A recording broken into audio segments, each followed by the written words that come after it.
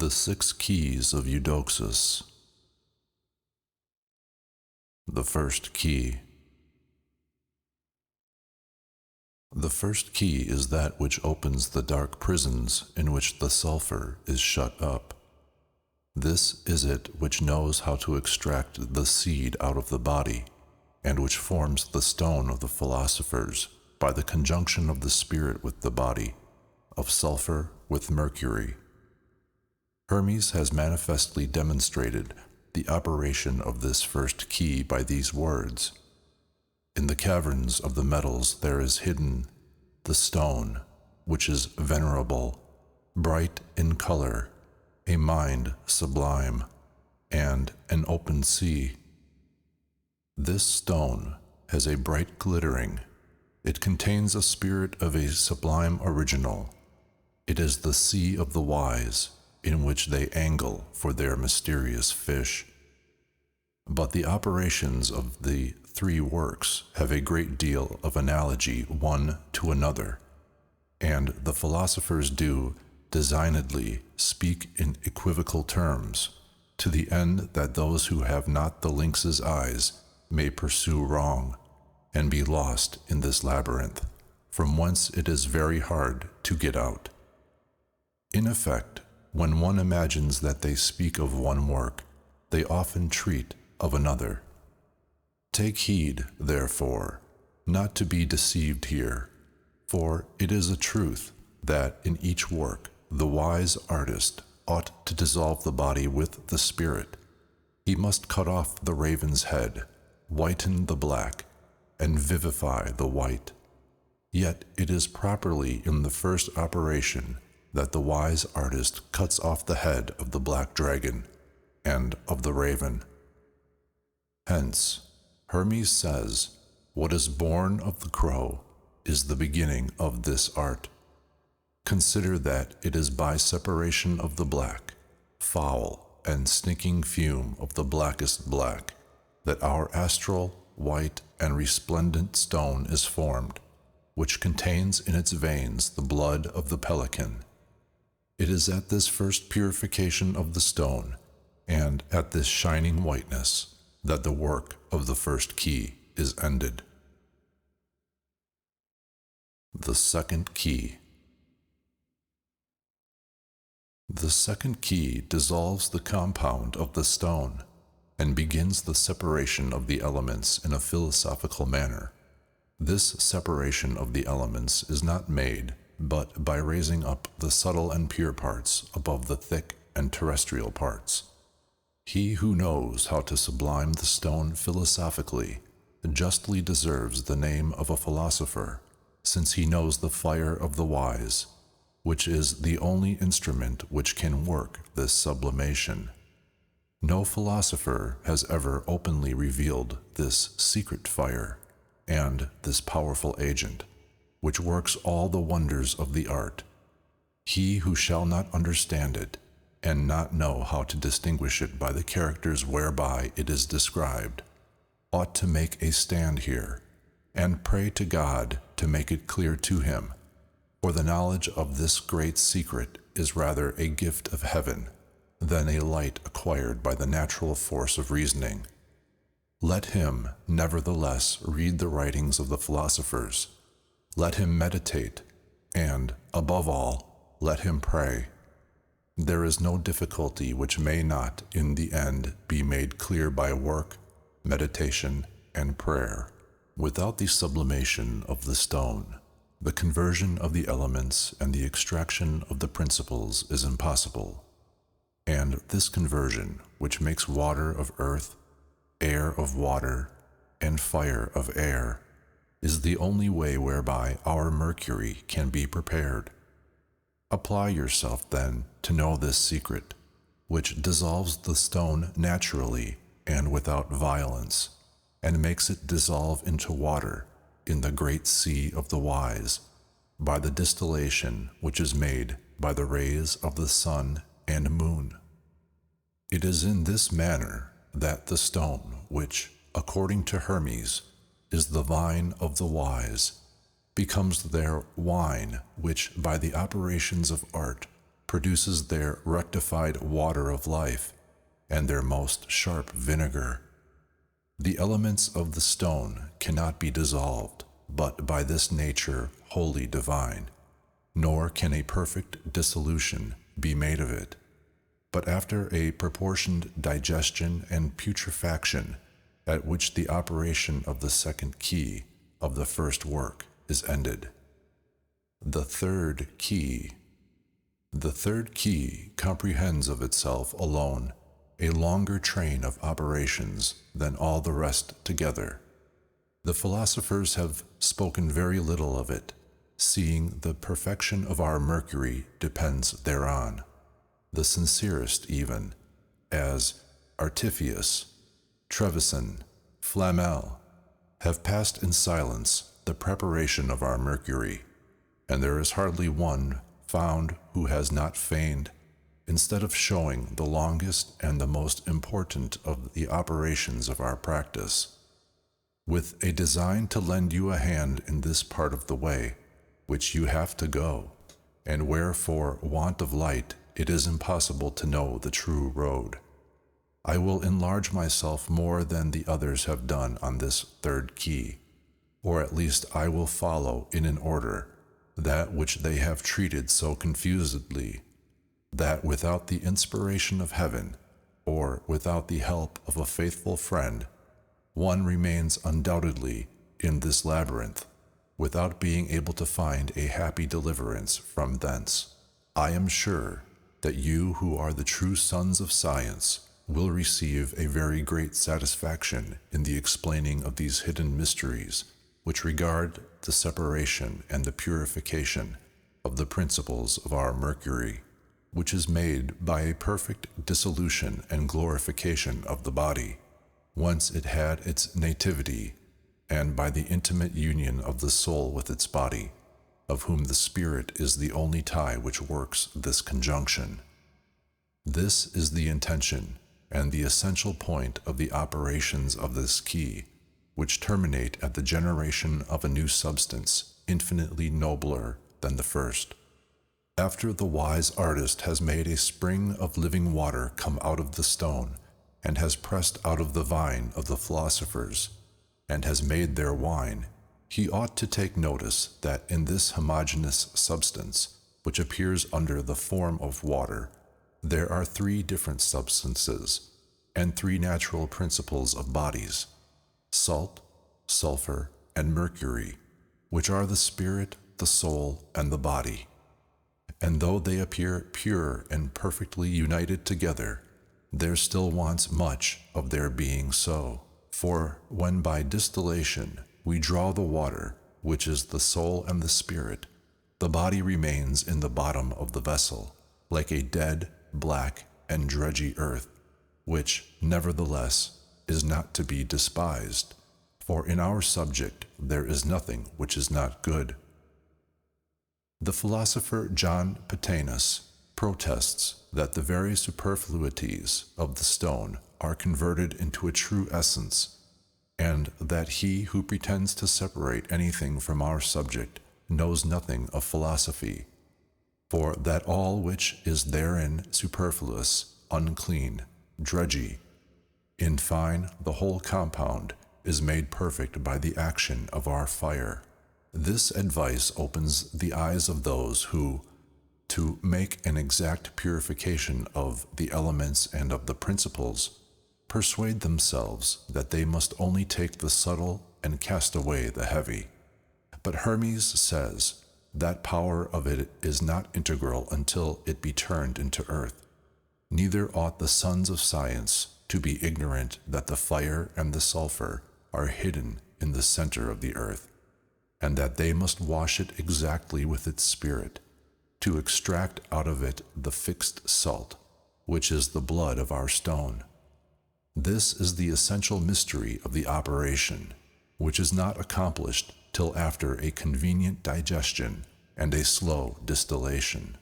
You know that nothing is more contrary than fire and water, but yet the wise artist must make peace between the enemies, who radically love each other vehemently. Cosmopolity told the manner thereof in a few words. All things must therefore, being purged, make fire and water to be friends, which they will easily do in their earth, which has ascended with them. Be then attentive on this point. Moisten oftentimes the earth with its water, and you will obtain what you seek. Must not the body be dissolved by the water, and the earth be penetrated with its humidity, to be made proper for generation? According to philosophers, the spirit is Eve, the body is Adam. They ought to be joined together for the propagation of their species. Hermes says the same in other terms. For water is the strongest nature which surmounts and excites the fixed nature in the body, that is, rejoices in it. In effect, these two substances, which are of the same nature, but of different genders, ascend insensibly together, leaving but a little feces in the bottom of their vessel, so that the soul, spirit, and body, after an exact purification, appear at last inseparably united under a more noble and more perfect form than it was before, and as different from its first liquid form as the alcohol of wine exactly rectified and actuated with its salt is different from the substance of the wine from whence it has been drawn. This comparison is not only very fitting, but it furthermore gives the sons of science a precise knowledge of the operations of the third key. Our water is a living spring which comes out of the stone by a natural miracle of our philosophy. The first of all is the water which issueth out of this stone. It is Hermes who has pronounced this great truth. He acknowledges, further, that this water is the foundation of our art. The philosophers give it many names, for sometimes they call it wine, sometimes water of life, sometimes vinegar, sometimes oil, according to the different degrees of preparation, or according to the diverse effects which it is capable of producing. Yet I let you know that it is properly called the vinegar of the wise, and that in the distillation of this divine liquor there happens the same thing as in that of common vinegar. You may hence draw instruction. The water and the phlegm ascend first, the oily substance in which the efficacy of the water consists comes the last, etc. It is therefore necessary to dissolve the body entirely to extract all its humidity which contains the precious ferment, the sulfur, that balm of nature, and wonderful unguent, without which you ought not to hope ever to see in your vessel this blackness so desired by all the philosophers. Reduce then the whole compound into water, and make a perfect union of the volatile with the fixed. It is a precept of seniors, which deserves attention, that the highest fume should be reduced to the lowest, for the divine water is the thing descending from heaven, the reducer of the soul to its body, which it at length revives. The balm of life is hid in these unclean feces. You ought to wash them with this celestial water until you have removed away the blackness from them, and then your water shall be animated with this fiery essence, which works all the wonders of our art. But, further, that you may not be deceived with the terms of the compound, I will tell you that the philosophers have two sorts of compounds. The first is the compound of nature, whereof I have spoken in the first key, for it is nature which makes it in a manner incomprehensible to the artist, who does nothing but lend a hand to nature by the adhibition of external things, by the means of which she brings forth and produces this admirable compound. The second is the compound of art. It is the wise man who makes it by the secret union of the fixed with the volatile, perfectly conjoined with all prudence, which cannot be acquired but by the lights of a profound philosophy. The compound of art is not altogether the same in the second as in the third work, yet it is always the artist who makes it. Geber defines it, a mixture of argent vive and sulfur, that is to say, of the volatile and the fixed, which, acting on one another, are volatilized and fixed reciprocally into a perfect fixity. Consider the example of nature. You see that the earth will never produce fruit if it be not penetrated with its humidity, and that the humidity would always remain barren if it were not retained and fixed by the dryness of the earth. So, in the art, you can have no success if you do not in the first work purify the serpent, born of the slime of the earth.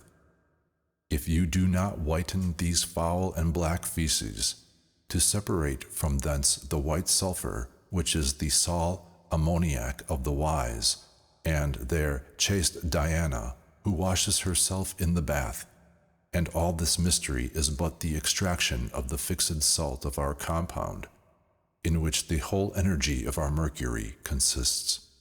The water which ascends by distillation carries up with it a part of this fiery salt, so that the effusion of the water on the body, reiterated many times, impregnates, fattens, and fertilizes our mercury, and makes it fit to be fixed, which is the end of the second work. One cannot better explain this truth than by Hermes in these words: When I saw that the water by degrees did become thicker and harder, I did rejoice, for I certainly knew that I should find what I sought for. It is not without reason that the philosophers give this viscous liquor the name of Pontic water. Its exuberant ponticity is indeed the true character of its virtue, and the more you shall rectify it, the more you shall work upon it, the more virtue will it acquire. It has been called the water of life because it gives life to the metals, but it is properly called the great lunaria because of its brightness wherewith it shines. Since I speak only to you, ye true scholars of Hermes, I will reveal to you one secret which you will not find entirely in the books of the philosophers. Some of them say that of the liquor they make two mercuries, the one white and the other red. Flamel has said more particularly that one must make use of the citrine mercury to make the imbibition of the red, giving notice to the sons of art not to be deceived on this point, as he himself had been, unless the Jew had informed him of the truth. Others have taught that the white mercury is the bath of the moon, and that the red mercury is the bath of the sun, but there are none who have been willing to show distinctly to the sons of science by what means they may get these two mercuries. If you apprehend me well, you have the point already cleared up to you. The lunaria is the white mercury, the most sharp vinegar is the red mercury, but the better to determine these two mercuries, feed them with flesh of their own species, the blood of innocents whose throats are cut, that is to say, the spirits of the bodies are the bath where the sun and moon go to wash themselves. I have unfolded to you a great mystery. If you reflect well on it, the philosophers who have spoken thereof have passed over this important point very slightly. I have unfolded to you a great mystery, if you reflect well on it. The philosophers who have spoken thereof have passed over this important point very slightly. Cosmopolite has very wittily mentioned it by an ingenious allegory, speaking of the purification of the mercury. This will be done, says he, if you shall give our old man gold and silver to swallow, that he may consume them, and at length he also, dying, may be burnt. He makes an end of describing the whole magistery in these terms. Let his ashes be strewed in the water, boil it until it is enough, and you have a medicine to cure the leprosy. You must not be ignorant that our old man is our mercury. This name indeed agrees with him because he is the first matter of all metals. He is their water, as the same author goes on to say, and to which he gives also the name of steel and of the lodestone, adding for a greater confirmation of what I am about to discover to you, that if gold couples with it 11 times, it sends forth its seed, and is debilitated almost unto death. But the Chalybis conceives and begets a son more glorious than the father. Behold, a great mystery which I reveal to you without an enigma. This is the secret of the 2 mercuries which contain the 2 tinctures. Keep them separately, and do not confound their species, for fear they should beget a monstrous lineage.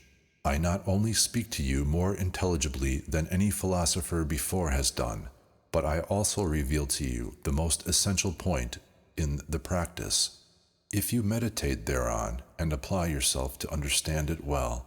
But above all, if you work according to those lights which I give you, you may obtain what you seek for. And if you come not to these knowledges by the way which I have pointed out to you, I am very well assured that you will hardly arrive at your design by only reading the philosophers. Therefore, despair of nothing. Search the source of the liquor of the sages, which contains all that is necessary for the work. It is hidden under the stone.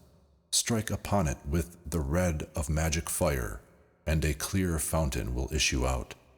Then do as I have shown you.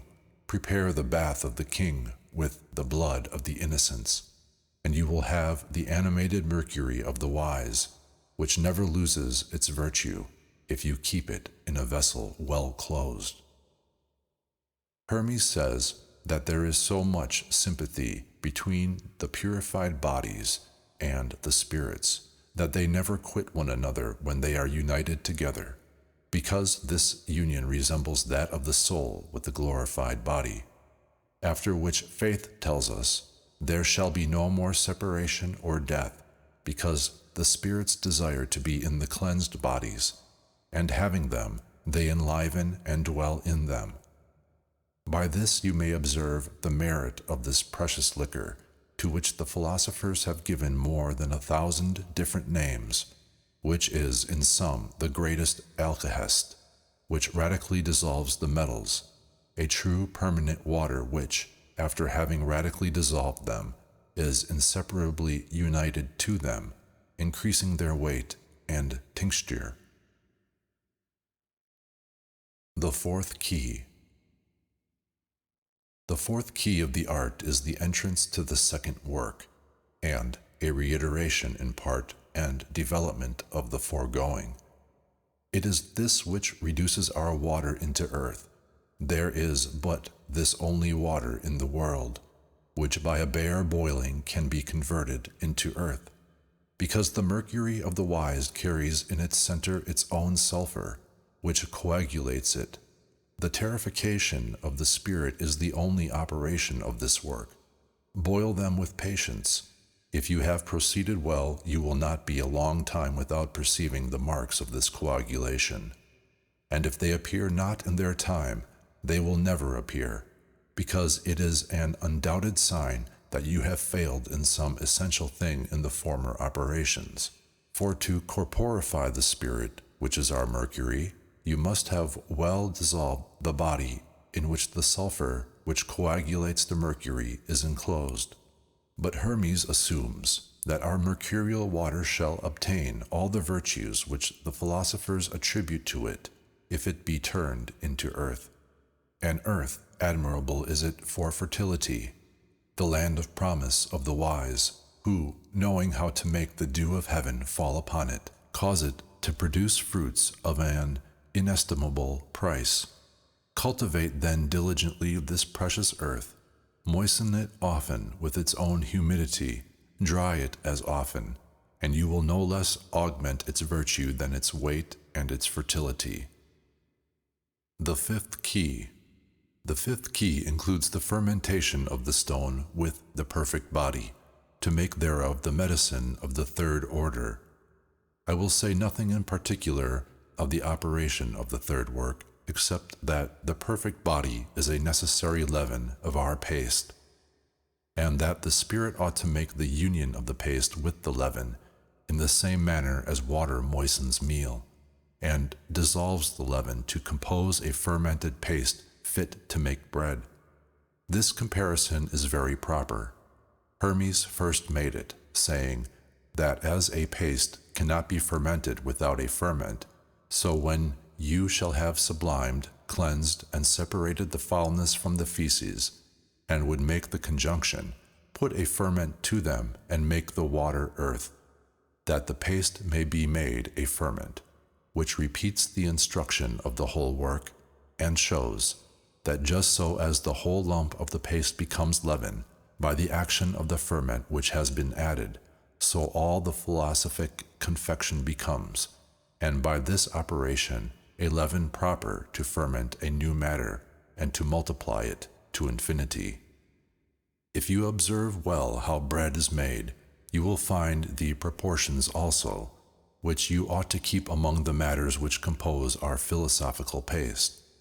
Do not the bakers put more meal than leaven, and more water than the leaven and the meal? The laws of nature are the rules you ought to follow in the practice of our magistery. I have given you, upon the principal point, all the instructions which are necessary for you, so that it would be superfluous to tell you more of it, particularly concerning the last operations, about which the adepts have been less reserved than at the first, which are the foundations of the art. The sixth key. The sixth key teaches the multiplication of the stone by the reiteration of the same operation, which consists but in opening and shutting, dissolving and coagulating, imbibing and drying, whereby the virtues of the stone are infinitely augmentable, as my design has been not to describe entirely the application of the three medicines, but only to instruct you in the more important operations concerning the preparation of mercury, which the philosophers commonly pass over in silence, to hide the mysteries from the profane, which are only intended for the wise. I will tarry no longer on this point, and will tell you nothing more of what relates to the projection of the medicine, because the success you expect depends not thereon. I have not given you very full instructions except on the third key, because it contains a long train of operations which, though simple and natural, require a great understanding of the laws of nature and of the qualities of our matter, as well as a perfect knowledge of chemistry and of the different degrees of heat which are fitting for these operations. I have conducted you by the straight way, without any winding, and if you have well minded the road which I have pointed out to you, I am sure that you will go straight to the end without straying. Take this in good part from me, in the design which I had of sparing you 1,000 labors and 1,000 troubles, which I myself have undergone in this painful journey for want of an assistance such as this is, which I give you from a sincere heart and a tender affection for all the true sons of science. I should much bewail if, like me, after having known the true matter, you should spend 15 years entirely in the work, in study and in meditation, without being able to extract out of the stone the precious juice which it encloses in its bosom, for want of knowing the secret fire of the wise, which makes to run out of this plant, dry and withered in appearance, a water which wets not the hands, and which by a magical union of the dry water of the sea of the wise is dissolved into a viscous water, into a mercurial liquor, which is the beginning, the foundation, and the key of our art. Convert, separate, and purify the elements as I have taught you, and you will possess the true mercury of the philosophers, which will give you the fixed sulfur and the universal medicine. But I give you notice, moreover, that even after you shall be arrived at the knowledge of the secret fire of the wise, yet still you shall not attain your point at your first career.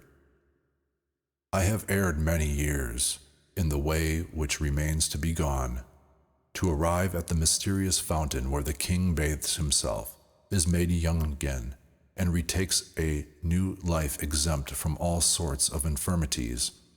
Besides this, you must know how to purify, to heal, and to animate the royal bath. It is to lend you a hand in this secret way that I have expatiated under the third key, where all those operations are described.